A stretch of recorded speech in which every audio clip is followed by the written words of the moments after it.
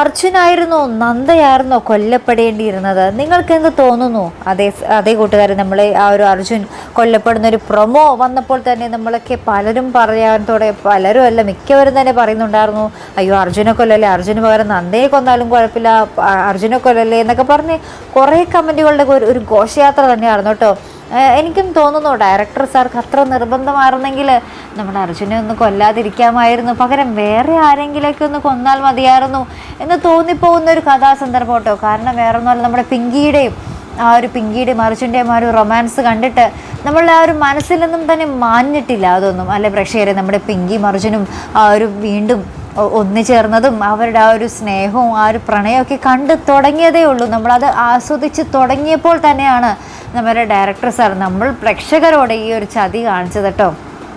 ഇത്രയും വേണ്ടിയില്ലായിരുന്നു അല്ലേ കൂട്ടുകാരെ? കുറച്ചും കൂടി അവരുടെ ആ ഒരു പ്രണയകഥയൊക്കെ നീട്ടിക്കൊണ്ട് പോയിട്ട് എന്ത് വേണമെങ്കിലും ചെയ്യാമായിരുന്നു എന്ന് തോന്നുന്നു. ഇപ്പോൾ ഒരു ഭയങ്കരമായിട്ട് പ്രേക്ഷകർക്ക് എന്താ പറയുക, ഇരുട്ടടി കിട്ടിയ പോലത്തെ പ്രേക്ഷകരുടെ ആ ഒരു ഉറക്കങ്ങൾ തന്നെ നഷ്ടപ്പെടുത്തുന്ന ഒരു എപ്പിസോഡുകൾ തന്നെയായിപ്പോയിട്ട് ഇപ്പോൾ വന്നിരിക്കുന്നത്.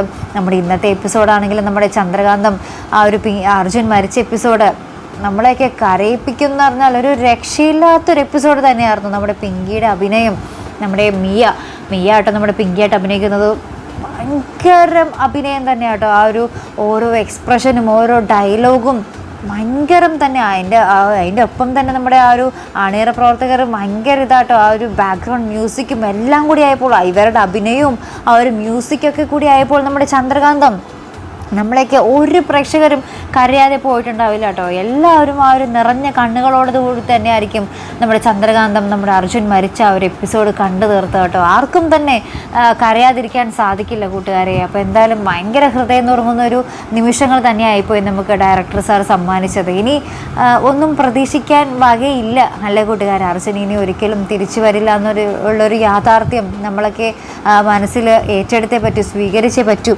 എന്തായാലും നമുക്ക് നോക്കാം കഥ ഇനി എങ്ങനെയൊക്കെ ആയി തീരും. കൂടുതൽ വെറുപ്പിക്കാതെ ഒരു നല്ലൊരു എൻഡിങ് ഇനി പറയാനില്ല, എന്നാലും ഒരു മികച്ചൊരു എൻഡിങ് കൊടുത്ത് വേഗം ഒരു ക്ലൈമാക്സിലോട്ട് എത്തിക്കുകയാണെങ്കിൽ അത്രയും നല്ലത് അല്ലേ? അപ്പോൾ എന്തായാലും നമുക്ക് കാത്തിരുന്ന് കാണാം. അപ്പോൾ ഇതുപോലുള്ള പ്രൊമോ റിവ്യൂസിനും എപ്പിസോഡ് റിവ്യൂസിനുമൊക്കെ നിങ്ങൾ മറക്കാതെ ചാനൽ സബ്സ്ക്രൈബ് ചെയ്യുക. അടുത്തൊരു വീഡിയോയുമായി വരുന്നത് വരയ്ക്കും ഗുഡ് ബൈ.